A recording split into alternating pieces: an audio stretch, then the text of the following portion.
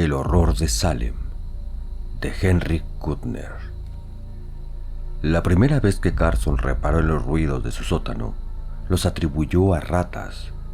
Más tarde, empezó a oír historias que circulaban entre los supersticiosos polacos que trabajaban en el molino de Derby Street acerca de la primera persona que ocupó la antigua casa, Abigail Pryne. Ya no vivía nadie que recordara a la diabólica bruja, pero las morbosas leyendas que proliferaban por el distrito de las brujas de Salem como hierbas en una tumba daban inquietantes detalles sobre sus actividades y eran desagradablemente explícitas respecto de los detestables sacrificios que se sabía había realizado a una imagen carcomida y cornuda de dudoso origen. Los más ancianos aún hablaban en voz baja de Abby Pryne y de sus monstruosos alardes sobre que era la gran sacerdotisa del poderoso Dios que moraba en la profundidad de los montes. En efecto, fueron estos alardeos de la vieja bruja los que acarrearon su súbita y misteriosa muerte en 1692, época de los famosos ahorcamientos de Gallows Hill. A nadie le gustaba hablar de esto, aunque a veces alguna vieja desdentada se atrevía a comentar medrosamente que las llamas no podían quemarla, porque todo el cuerpo había asumido la peculiaridad anestesia de su condición de bruja. Abby Pryne y su anómala estatua habían desaparecido hacía muchísimo tiempo, pero aún resultaba difícil encontrar inquilinos para su casa decrépita, de fachada en gabletes, con un segundo piso sobresaliente y curiosas ventanas con cristales en rombo. La fama de malignidad de la casa se había extendido por todo Salem. En realidad, no había sucedido nada ahí en los recientes años que pudiese dar origen a historias inexplicables, pero quienes llegaban a alquilar la casa solían mudarse a toda prisa, generalmente con vagas y poco satisfactorias explicaciones relacionadas con las ratas. Y fue una rata la que llevó a Carson a la habitación de la bruja. Los apagados chillidos y golpeteos en el interior de las podridas paredes habían alarmado a Carson más de una vez durante las noches de su primera semana en la casa que había alquilado para conseguir la soledad que necesitaba para terminar una novela que le habían estado pidiendo sus editores. Una novela de amor que añadir a la larga lista de éxitos populares. Pero hasta algún tiempo después, empezó a abrigar ciertas sospechas disparatadamente fantásticas acerca de la inteligencia de la rata que una noche se escabulló por debajo de sus pies en dirección al oscuro vestíbulo. La casa tenía instalación eléctrica, pero la bombilla del vestíbulo era floja y daba una luz muy pobre. La rata era una sombra negra, deforme, cuando saltó a pocos metros de él y se detuvo al parecer para observarle. En otra ocasión, Carson pudo echar al animal con un gesto amenazador y reanudar su trabajo, pero el tráfico de Derby Street era desusadamente ruidoso y le resultaba difícil concentrarse en su novela. Sus nervios, sin razón aparente, estaban tensos. Por otra parte, la rata, vigilándole fuera de su alcance, le contemplaba con burlona diversión. Sonriéndose de su propia presunción, dio unos pasos hacia la rata. Este echó a correr hacia la puerta del sótano y entonces vio él con sorpresa que estaba entrecerrada. Pensó que debía de habérsele olvidado cerrarla la última vez que estuvo allí, aunque generalmente tenía cuidado de dejar todas las puertas cerradas, pues la vieja casa tenía corrientes de aire. La rata aguardó en la puerta. Irracionalmente molesto, Carson se fue hacia ella a toda prisa, poniendo en fuga a la rata escaleras abajo. Encendió la luz del sótano y la vio en un rincón. La rata le observó atentamente con sus ojillos relucientes. Al descender las escaleras, no había podido evitar la sensación de que se estaba comportando como un idiota. Pero su trabajo había sido agotador y subconscientemente aceptaba con agrado cualquier interrupción. Cruzó el sótano en dirección a la rata, viendo con asombro que la bestezuela permanecía inmóvil, vigilándole. La rata se comporta de manera normal, pensó, y la mirada fija de sus ojos como botones resultaba un tanto inquietante. Luego se rió de sí mismo, pues la rata dio un brinco repentino y desapareció por un agujero de la pared del sótano. Desmañanadamente, rascó una cruz con la punta del pie en la suciedad que había delante de la madriguera, decidiendo poner allí mismo un cepo por la mañana. El hocico de la rata y sus desiguales bigotes aparecieron cautelosamente. Avanzó y luego vaciló y retrocedió. Después, el animal empezó a conducirse de un modo singular e inexplicable, casi como si estuviera bailando, pensó Carson. Avanzaba como a tientas y luego se retiraba otra vez. Daba un saltito hacia adelante y se paraba en seco. Luego saltaba hacia atrás apresuradamente, como si el símil le vino a Carson de pronto a la cabeza, hubiese una serpiente enroscada ante la madriguera, alerta para evitar la huida de la rata. Pero no había nada, salvo la cruz que Carson había trazado en el polvo.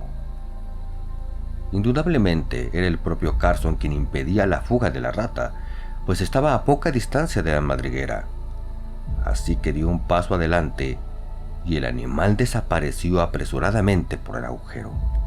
Picado en su curiosidad, Carson buscó un palo y hurgó en el agujero tanteando.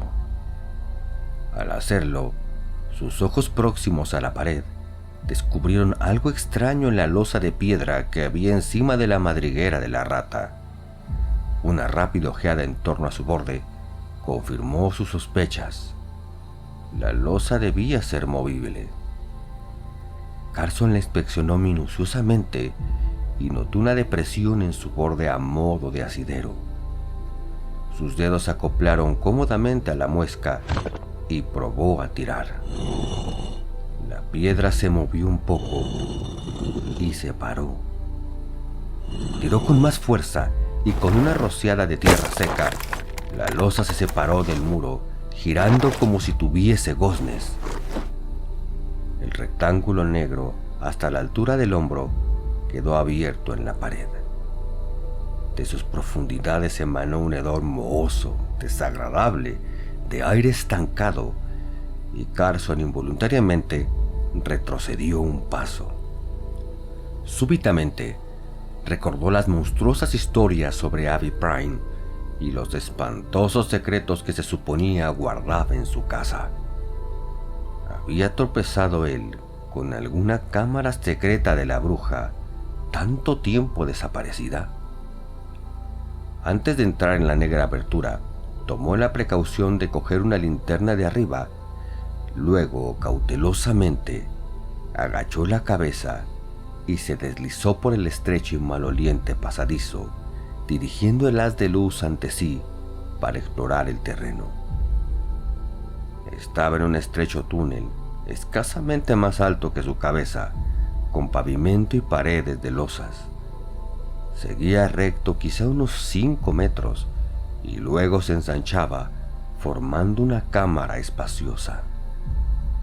Al llegar Carson a la habitación del subsuelo, indudablemente escondite de Abby Prime, cuarto secreto, pensó que sin embargo no pudo salvarla el día que el populacho enloquecido de pavor invadió furioso Derby Street, aspiró con una bocanada de asombro. La habitación era fantástica, asombrosa. Fue el suelo lo que atrajo la mirada de Carson. El oscuro gris de la pared circular cedía sitio aquí a un mosaico de piedra multicolor, en el que predominaban los azules y los verdes y los púrpuras. En efecto, no había colores más cálidos. Debía haber miles de trocitos de piedra de colores componiendo el dibujo, pues ninguno era mayor que el tamaño de una nuez. El mosaico parecía seguir algún trazado concreto desconocido para Carson. Había curvas de color púrpura y violeta combinadas con líneas angulosas verdes y azules entremezcladas en fantásticos arabescos. Había círculos, triángulos, un pentáculo y otras figuras menos familiares. La mayoría de las líneas y figuras irradiaban de un punto concreto, el centro de la cámara, donde había un disco circular de piedra completamente negra de alrededor de medio metro de diámetro. Era muy silenciosa. No se oían los ruidos de los coches que de cuando en cuando pasaban por Derby Street. En una alcoba poco profunda excavada en el muro, Carson descubrió unas marcas sobre las paredes y se dirigió lentamente hacia allí, recorriéndolas de arriba abajo con la luz de su linterna. Las marcas, fuera lo que fuesen, habían sido pintadas en la piedra hacía tiempo, pues lo que quedaba de los misteriosos símbolos era indescifrable. Carson vio varios jeroglíficos parcialmente borrados que le recordaban el estilo árabe, aunque no estaba muy seguro. En el suelo de la alcoba había un disco de metal corroído de unos 2,5 metros de diámetro, y Carson tuvo la clara sensación de que era movible, aunque no hubo modo de levantarlo. Se dio cuenta de que se hallaba de pie exactamente en el centro de la cámara, en el círculo de piedra negra donde convergía el singular trazado. Nuevamente se le hizo patente el completo silencio. Movido por un impulso, apagó la luz de su linterna. Instantáneamente reinó la oscuridad más absoluta. En ese momento, una singular idea se deslizó en su mente. Se imaginó a sí mismo en el fondo de un pozo y que de arriba descendía un flujo que se derramaba por el eje de la cámara para tragárselo. Tan fuerte fue su impresión que realmente le pareció oír un tronar apagado como el rugido de una catarata. Singularmente alarmado, encendió la luz y miró rápidamente en torno suyo. El percutir que sentía era, naturalmente, el pulso de su sangre, que se hacía audible en el completo silencio, fenómeno bastante familiar. Pero si este lugar era tan silencioso... La idea le asaltó como una súbita punzada en su conciencia. Este era un sitio ideal para trabajar. Podría instalar la luz eléctrica, bajar una mesa y una silla, utilizar un ventilador si era necesario, aunque el olor a moho que había notado al principio parecía haber desaparecido por completo. Se dirigió hacia la entrada del pasadizo y al salir de la habitación experimentó un inexplicable relajamiento de sus músculos, aunque no se había dado cuenta de que los había tenido contraídos. Lo atribuyó al nerviosismo y subió a preparar un café y escribir al dueño de la casa, que vivía en Boston, contándole el descubrimiento que había hecho. El visitante miró con curiosidad hacia el vestíbulo una vez que hubo abierto Carson la puerta y asintió para sí como con satisfacción. Era un hombre de figura flaca y alta, con espesas cejas de color gris acero que sobresalían por encima de unos penetrantes ojos grises. Su rostro, aunque fuertemente marcado y flaco, carecía de arrugas. ¿Viene por la habitación de la bruja?, preguntó Carson con sequedad. El dueño de la casa se había ido de la lengua y durante la última semana había estado atendiendo de mala gana a anticuarios y ocultistas deseosos de echar una ojeada a la cámara secreta en la que Abby Pryne había murmurado sus ensalmos. El mal humor de Carson había ido en aumento y hasta pensó en la posibilidad de mudarse a un lugar más tranquilo, pero su innata obstinación le habían hecho quedarse, decidido a terminar su novela pese a todas las interrupciones. Ahora, mirando a su visitante fríamente, dijo: «Lo siento, pero no se puede visitar ya más». El otro le miró sobresaltado, pero casi inmediatamente brilló en sus ojos un destello de comprensión. Extrajo una tarjeta y se la ofreció a Carson. «Michael Lake, ocultista, ¿eh?», repitió Carson. Aspiró profundamente.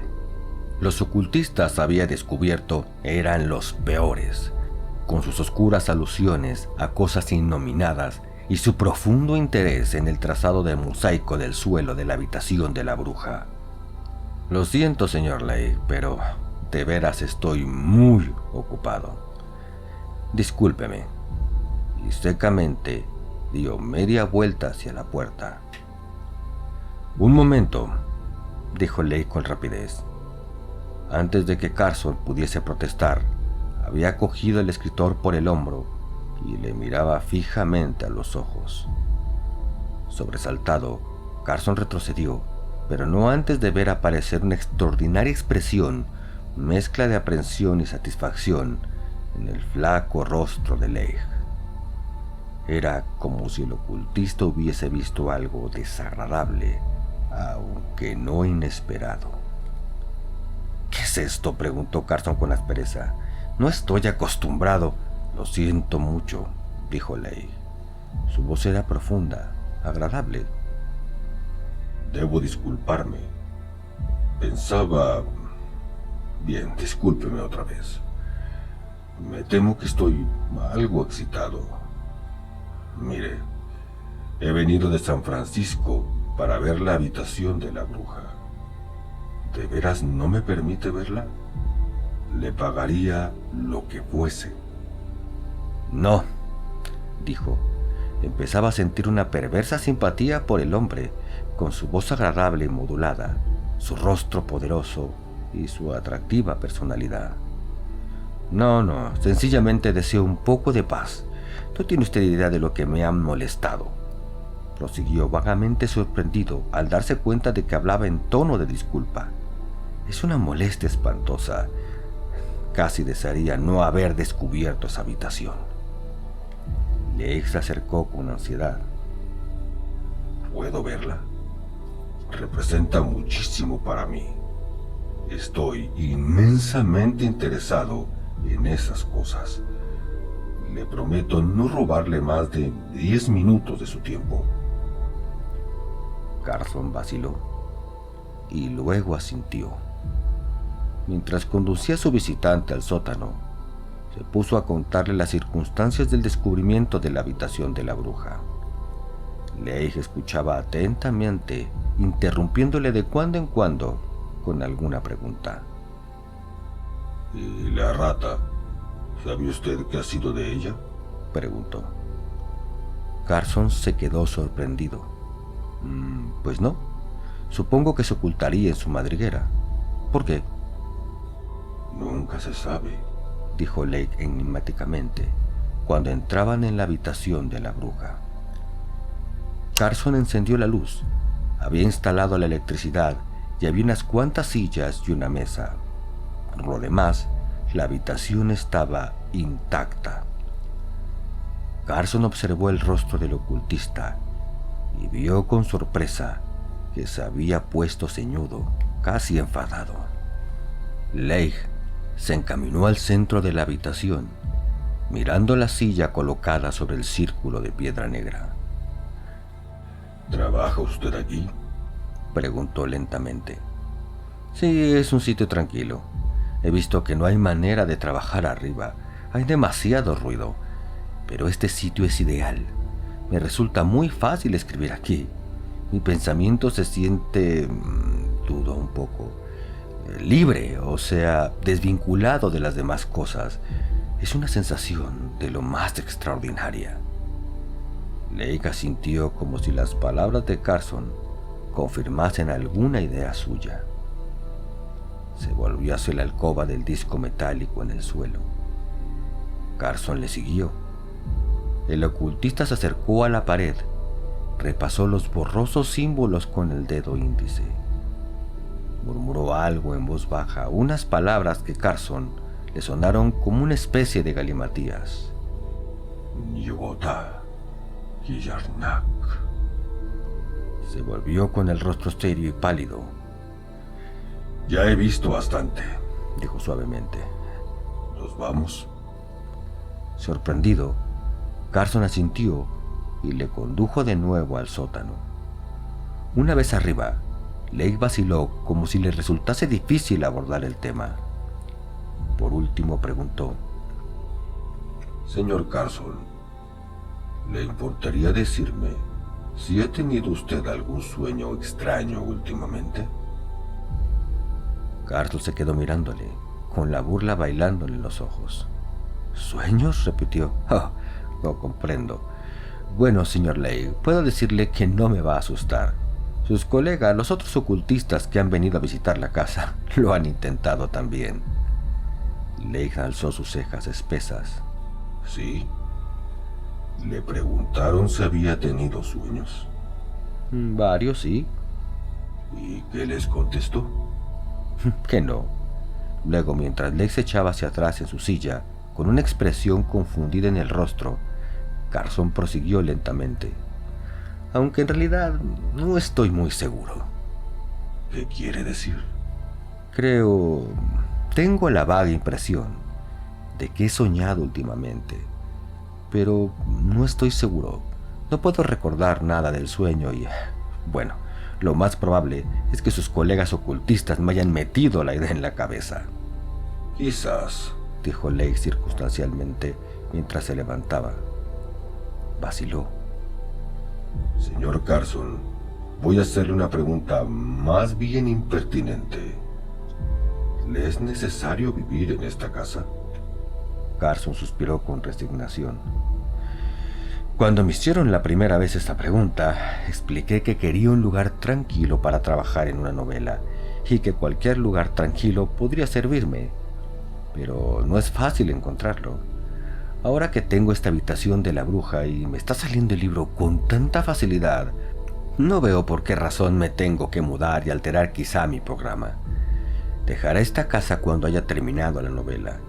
Entonces podrán ocuparla ustedes, los ocultistas, y convertirla en museo o hacer con ella lo que quieran. Me tiene sin cuidado. Pero hasta que no haya terminado la novela, pienso quedarme aquí. Lake se frotó la barbilla. Desde luego, entiendo su punto de vista, pero no hay otro lugar en la casa donde pueda usted trabajar. Miró a Carson con el rostro un instante y luego continuó rápidamente. No espero que me crea. Usted es materialista. La mayoría de la gente lo es, pero algunos de nosotros sabemos que por encima y más allá de lo que los hombres llaman ciencia, hay un saber que se funda en leyes y principios que a los hombres corrientes les resultarían incomprensibles. Si ha leído Machen, recordará que habla del abismo que existe entre el mundo de la conciencia y el de la materia. Es posible tender un puente sobre este abismo. La habitación de la bruja es ese puente.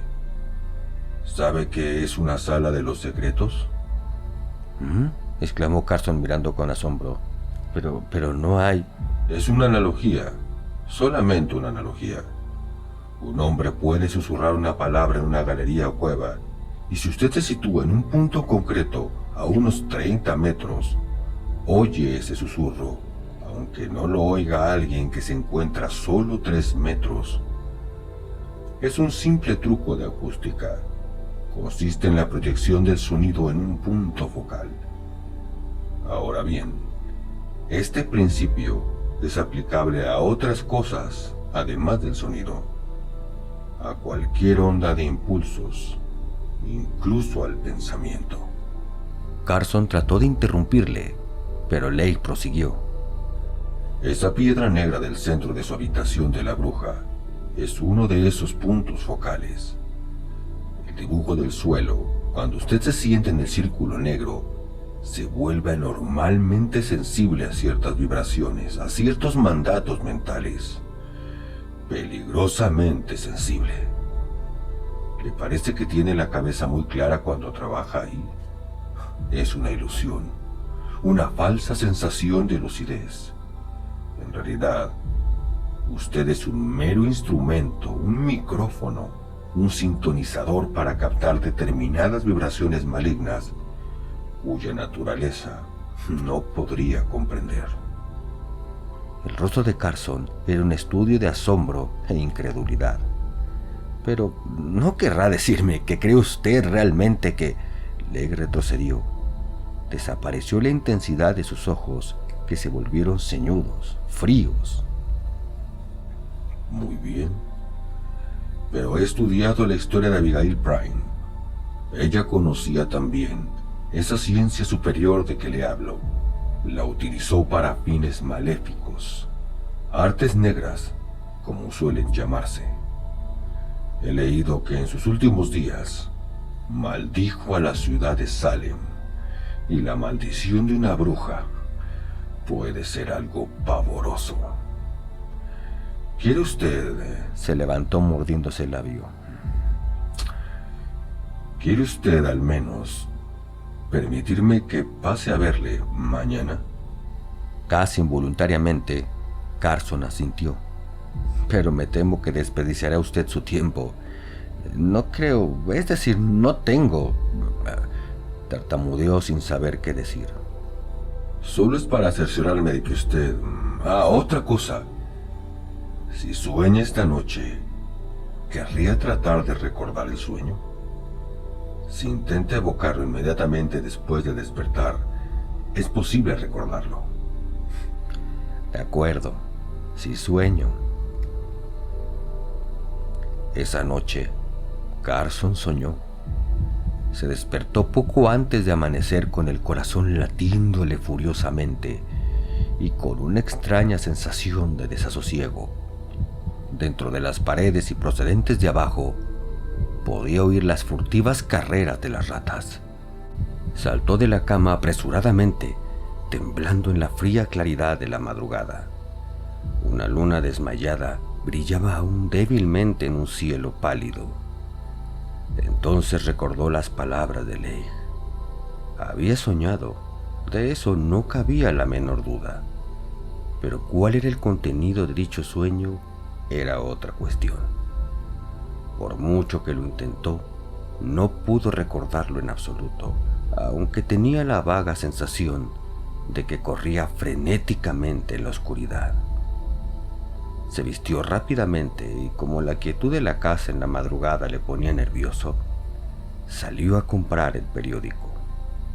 Era demasiado temprano para que las tiendas estuvieran abiertas, sin embargo, y se dirigió hacia el oeste en busca de un vendedor de periódicos, torciendo por la primera esquina. Mientras caminaba, una extraña sensación empezó a apoderarse de él. Una sensación de familiaridad. Había andado por aquí antes y notaba una oscura y turbadora familiaridad en las formas de las casas, en las siluetas de los tejados. Pero, y esto era lo fantástico, que él supiera, jamás había estado antes en esa calle. Se entretenía poco paseando por esa parte de Salem, pues era de naturaleza indolente. Sin embargo, tenía una extraordinaria impresión de recuerdo y se la hacía más vívida a medida que avanzaba. Llegó a una esquina, torció maquinalmente a la izquierda. La singular sensación iba en aumento. Siguió andando despacio, reflexionando. Indudablemente había pasado por aquí antes y muy probablemente lo había hecho abstraído, de suerte que no había tenido conciencia de su trayecto. Sin duda, era esta la explicación. Sin embargo, al desembocar en Charter Street, Carson sintió en su interior una rara intranquilidad. Salem despertaba. Con la claridad del día, los impasibles trabajadores polacos comenzaban a cruzarse con él, presurosos en dirección a los molinos. De cuando en cuando pasaba algún automóvil. A cierta distancia, vio que se había congregado una multitud en la acera. Apretó el paso con la sensación de una inminente calamidad. Con extraordinario estupor, vio que se encontraba en el cementerio de Charter Street, la antigua y mal afamada necrópolis. Se abrió paso entre la multitud. A sus oídos llegaron comentarios en voz baja y vio ante sí una espalda voluminosa en uniforme azul. Miró por encima del hombro del policía y aspiró aire horrorizado. Había un hombre inclinado sobre la verja de hierro que cercaba el cementerio. Llevaba un traje barato, llamativo, y se agarraba a las herrumbrosas barras con una fuerza tal que los tendones le sobresalían como cuerdas en el dorso peludo de sus manos. Estaba muerto, y en su cara, vuelta hacia el cielo en un gesto dislocado, se había congelado la expresión de abismal y espantoso horror. Sus ojos, totalmente en blanco, sobresalían de manera horrible. Su boca era una mueca contraída y amarga. El hombre que estaba junto a Carson volvió su pálido rostro hacia él. «Parece como si hubiese muerto de miedo», dijo roncamente. «Me horrorizaría ver lo que ha debido presenciar este hombre. Mire esa cara». Carson se alejó maquinalmente de allí, sintiendo el hálito helado de algo desconocido que le produjo un escalofrío. Se restregó los ojos, pero aquel rostro contorsionado y muerto flotaba ante su vista. Comenzó a desandar su camino, inquieto y algo tembloroso. Involuntariamente miró hacia un lado. Sus ojos se posaron en las tumbas y monumentos que punteaban en el viejo cementerio. Hacía un siglo que no enterraban a nadie allí, y las lápidas manchadas de líquenes, con sus cráneos alados, sus ángeles mofletudos y sus urnas funerarias, parecían exhalar un miasma indefinible de antigüedad. ¿Qué habría asustado al hombre hasta el punto de causarle la muerte? Carson aspiró profundamente. Desde luego el cadáver había sido un espectáculo horrible, pero no debía permitir que esto alterara sus nervios. No podía consentirlo. Esto perjudicaría su novela. Además, razonó consigo mismo, el caso estaba lo suficientemente claro. El muerto era con toda seguridad un polaco del grupo de inmigrantes que vivían en el puerto de Salem. Al pasar junto al cementerio por la noche, lugar en torno al cual habían surgido numerosas y horribles leyendas durante casi 3 siglos, los ojos embriagados de aquel desdichado debieron de dar realidad a los brumosos fantasmas de su mente supersticiosa. Estos polacos eran de emociones inestables, propensos a la histeria colectiva y a figuraciones insensatas. El gran pánico de los inmigrantes de 1853, en el que ardieron 3 casas de brujas, se debió a la confusa e histérica declaración de una vieja de que había visto un misterioso forastero vestido de blanco que se había quitado la cara. ¿Qué podía esperarse de semejante gente?, pensó Carson. Sin embargo, seguía nervioso y no regresó a casa hasta casi mediodía. Cuando a su llegada encontró a Leigh, el ocultista, esperándole, se alegró de verle y le invitó a pasar con cordialidad. Leigh estaba muy serio. ¿Ha sabido alguna cosa sobre su amiga Abigail Pryme?, preguntó sin preámbulo, y Carson se le quedó mirando, detenido en el acto de ir a llenar un vaso con un sifón. Tras un prolongado intervalo, presionó la palanca soltando el chorro de líquido y espuma en el whisky. Tendió a Leigh la bebida y sirvió otro vaso para sí. «Whisky solo», antes de contestar. «No sé de qué me habla.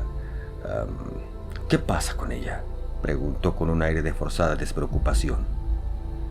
«He estado revisando los informes», dijo Leigh, «y he averiguado que Abigail Pryme fue enterrada el 14 de diciembre de 1690 en el cementerio de Charter Street, con una estaca en el corazón. ¿Qué ocurre? Nada, dijo Carson con voz neutra. ¿Y bien?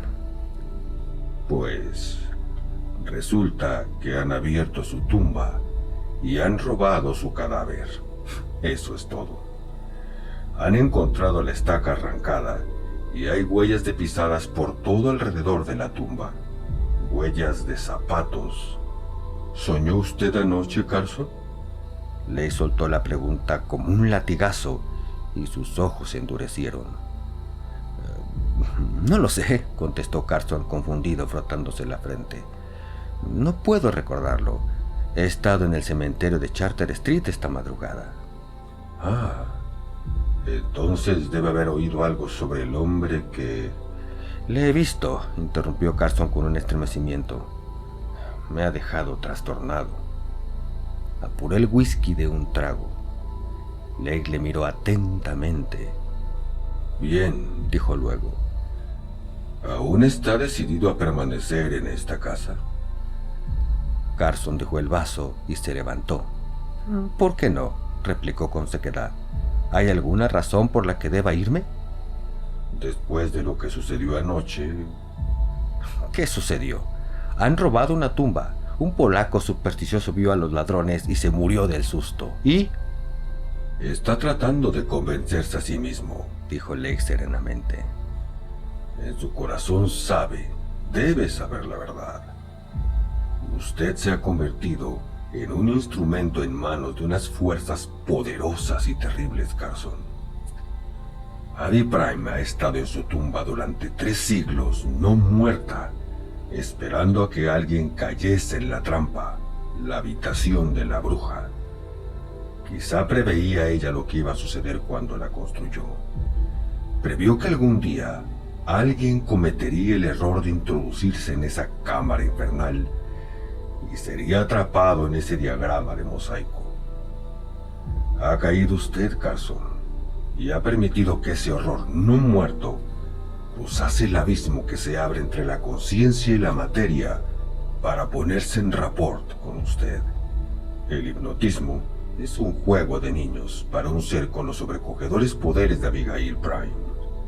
Ella podría obligarle fácilmente a ir a su tumba y arrancarle la estaca que la tenía aprisionada, y luego borrar de su mente el recuerdo de esa acción, de forma que no pudiese siquiera saber si fue un sueño.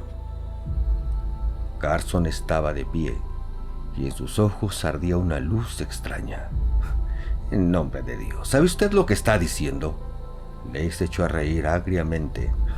En nombre de Dios. Diga más bien en nombre del diablo que amenaza a Salem en este momento, porque Salem está en un peligro, en un terrible peligro. Los hombres, mujeres y niños del pueblo que Abby Prime maldijo cuando la ataron al palo y descubrieron que no la podían quemar.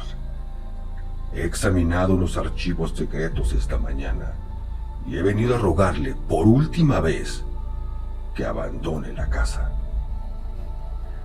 ¿Ha terminado?, preguntó Carson fríamente. Muy bien. Me quedaré aquí. Usted estará chiflado o bebido, pero no me va a impresionar con sus insensateces. ¿Se marcharía si le ofreciese $1,000? Preguntó Lake. O más, quizá. 10,000. Dispongo de una suma considerable. No, maldita sea, espetó Carson en un arrebato de cólera. Todo lo que quiero es que me dejen solo para terminar mi novela. No puedo trabajar en ninguna otra parte. Además, no quiero, yo no... Me lo esperaba, dijo Lake con voz súbitamente tranquila y con una extraña nota de simpatía. Señor, usted no puede marcharse. Usted está atrapado y es demasiado tarde para sustraerse los controles cerebrales de Abby Prime a través de la habitación de la bruja. Y lo peor es que ella solo puede manifestarse con su ayuda. Le extrae sus fuerzas vitales, Carson. Se alimenta de usted como un vampiro. Está usted loco, farfulló Carson torpemente. Tengo miedo. Ese disco de hierro de la habitación de la bruja me da miedo. Y lo que hay debajo. Abby Bryant rendía culto a extraños dioses, Carson. Y he leído algo en la pared de esa alcoba que me ha hecho pensar. ¿Ha oído hablar alguna vez de Niocta? Carson negó impacientemente con la cabeza. Leigh hurgó en el bolsillo y sacó un trozo de papel. He copiado esto de un libro de la biblioteca Kester, dijo. El libro se titula Necronomicon y fue escrito por una persona que sondeó tan profundamente los secretos prohibidos que los hombres le tacharon de loco. Léalo. Las cejas de Carson se juntaban a medida que iba leyendo la cita. Los hombres conocen con el nombre del morador de la oscuridad al hermano de los primordiales llamado Niocta, la entidad que no debiera existir. Puede ser traído a la superficie de la tierra a través de ciertas cavernas y fisuras secretas, y los hechiceros le han visto en Siria y bajo la Torre Negra de Leng. Ha ido al Tangroto de Tartia para sembrar el terror y la destrucción entre los pabellones del Gran Khan. Solo por la cruz ansada, por el conjuro de Bach-Virag y por el elixir Tikkun, puede ser devuelto a las tenebrosas cavernas de oculta impureza donde mora. Leigh sostuvo la confundida mirada de Carson. ¿Comprende ahora? Conjuros y elixires, exclamó Carson devolviéndole el papel. Estupideces. Ni mucho menos. Los ocultistas y adeptos conocen ese conjuro y ese elixir desde hace miles de años. Yo he tenido ocasión de utilizarlos en otros tiempos en determinadas ocasiones.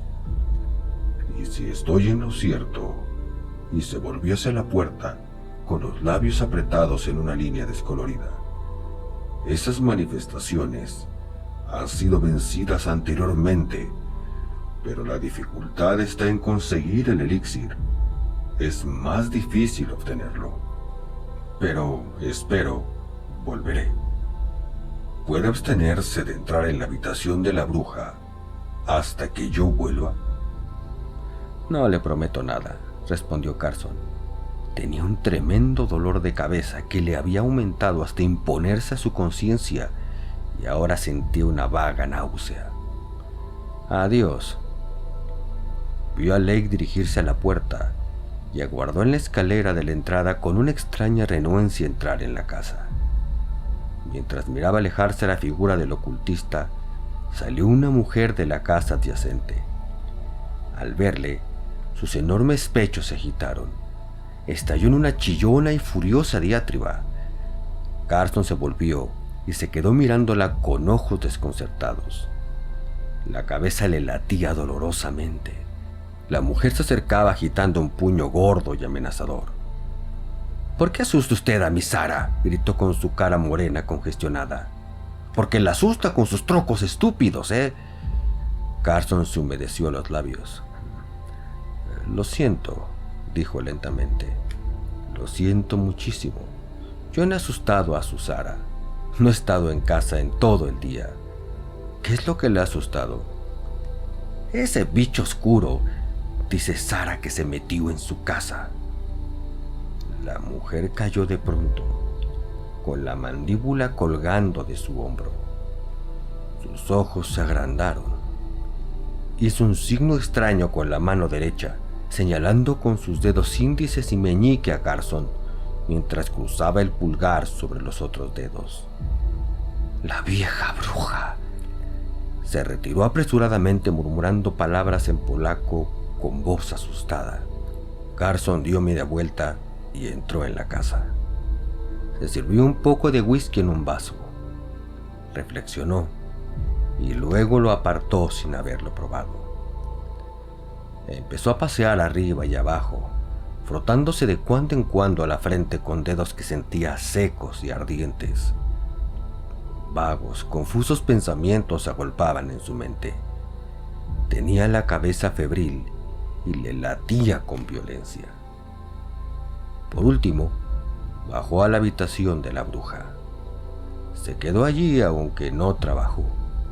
Su dolor de cabeza no era tan opresivo en la mortal quietud de la cámara del subsuelo. Al cabo de un rato, se durmió. No sabía cuánto había dormido. Soñó con Salem y con un ser confusamente definido, negro y gelatinoso, que recorría las calles a sobrecogedora velocidad. Un ser como una ameba increíblemente grande, negro como el azabache, que perseguía y se tragaba a los hombres y mujeres que gritaban y huían en vano. Soñó con un rostro de calavera que escudriñaba en su interior, un semblante reseco y contraído, en el que solo los ojos parecían vivos y brillaban con una luz infernal y perversa. Despertó finalmente y se incorporó con un sobresalto. Tenía mucho frío.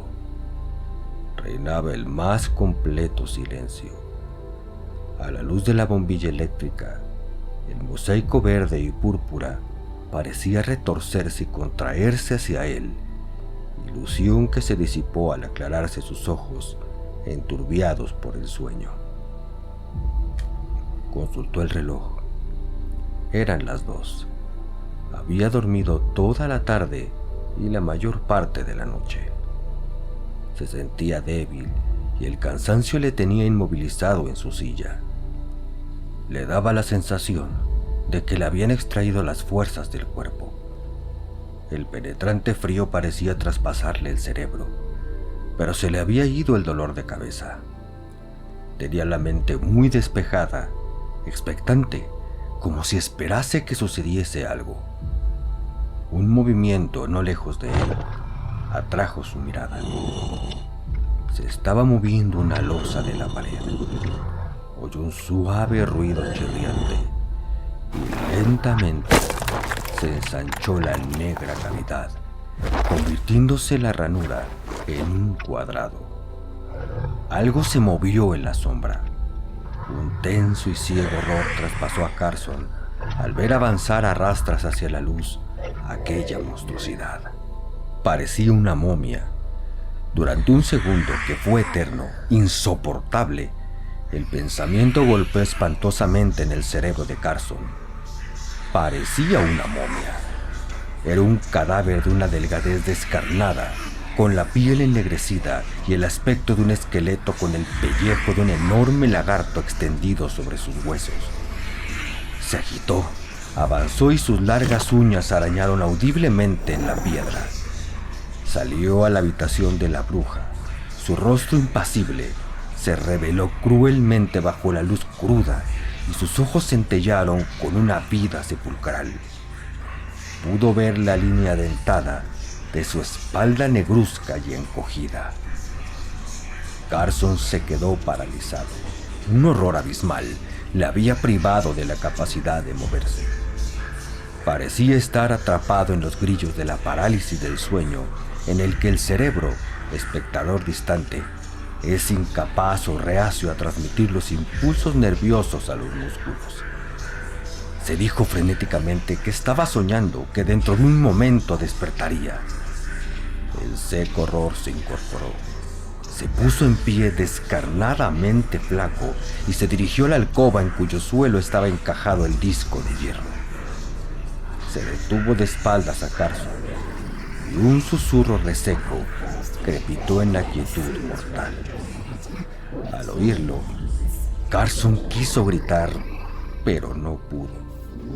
El espantoso murmullo continuó en un lenguaje que a Carson se le antojó extraterreno y como en respuesta, casi imperceptible, un estremecimiento sacudió el disco de hierro. Se estremeció y comenzó a levantarse muy lentamente, y como en un gesto de triunfo, El encogido horror alzó sus delgadísimos brazos. El disco tenía más de 20 centímetros de espesor, y a medida que se separaba del suelo, comenzaba a penetrar en la habitación un hedor insidioso. Era vagamente un olor a reptil, almizclado y nauseabundo. El disco se elevó inexorablemente, y un dedo de negrura surgió de debajo del borde.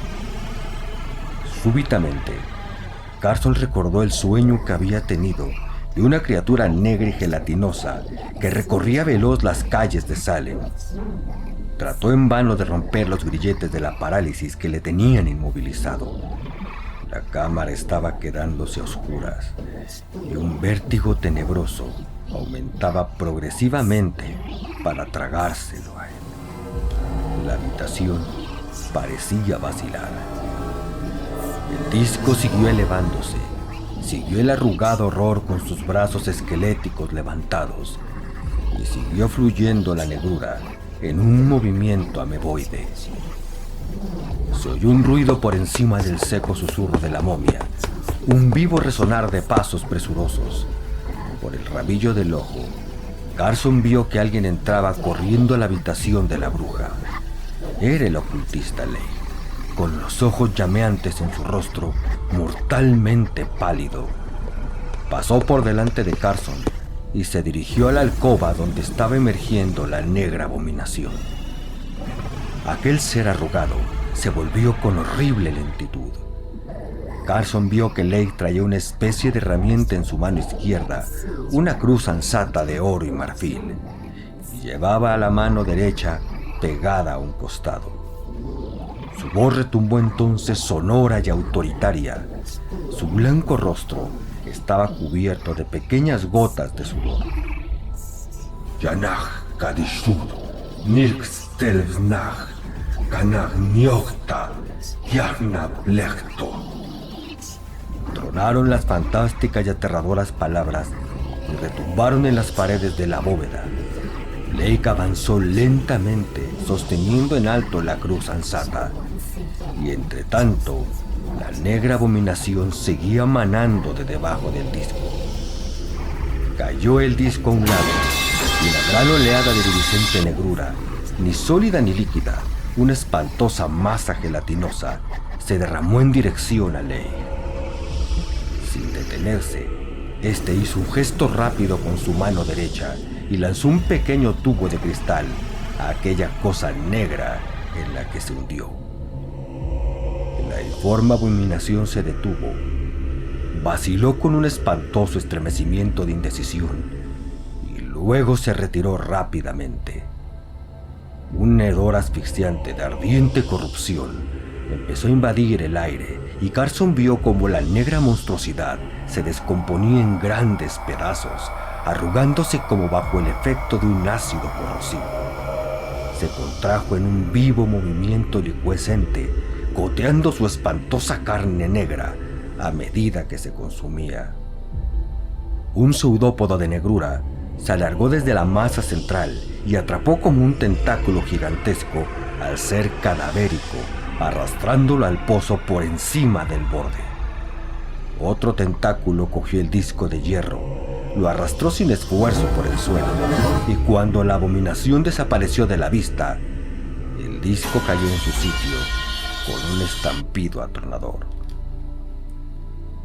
La habitación osciló en amplios círculos en torno a Carson, y una náusea espantosa se apoderó de él. Hizo un tremendo esfuerzo para tenerse en pie, y luego la luz se desvaneció rápidamente y se apagó. La oscuridad se había apoderado de él. Carson no llegó a terminar la novela. La quemó, pero siguió escribiendo, aunque ninguno de sus libros posteriores han sido publicados.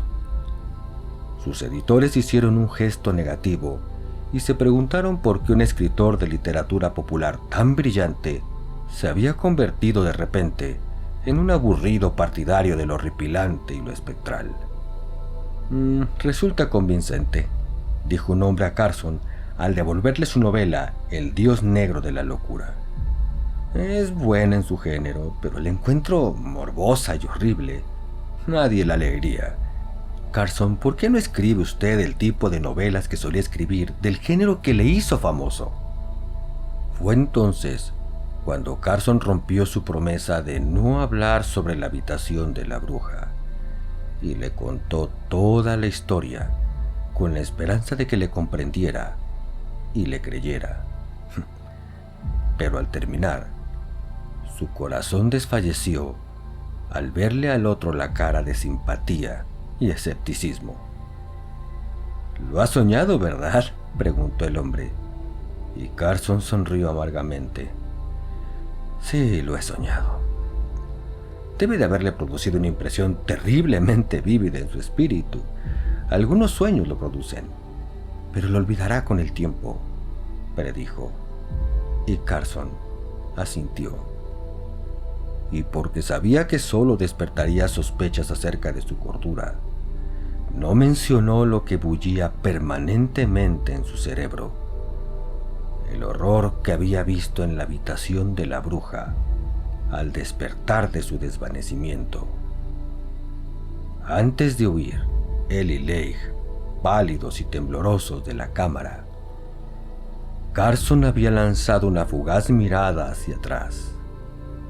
Los pedazos arrugados y corroídos que había visto desprenderse de aquel ser de loca blasfemia habían desaparecido inexplicablemente, aunque habían dejado negras manchas en las piedras. Abby Byrne quizá había regresado al infierno que había adorado, y su dios inhumano se había retirado a los secretos abismos más allá de la comprensión del hombre, derrotado por las fuerzas poderosas de una magia anterior que el ocultista había manejado. Pero la bruja había dejado un recuerdo, una cosa espantosa que Carson, en esa última mirada hacia atrás, había visto emerger del borde del disco de hierro, como alzándose en irónico saludo. Una mano arrugada en forma de garra. Esperamos que hayas disfrutado el relato. Puedes apoyar el canal invitándonos a un café, ya sea a través del link de Mercado Pago que está aquí abajo o en nuestra página de Ko-fi. Ambos links podrán encontrarlos en la caja de comentarios.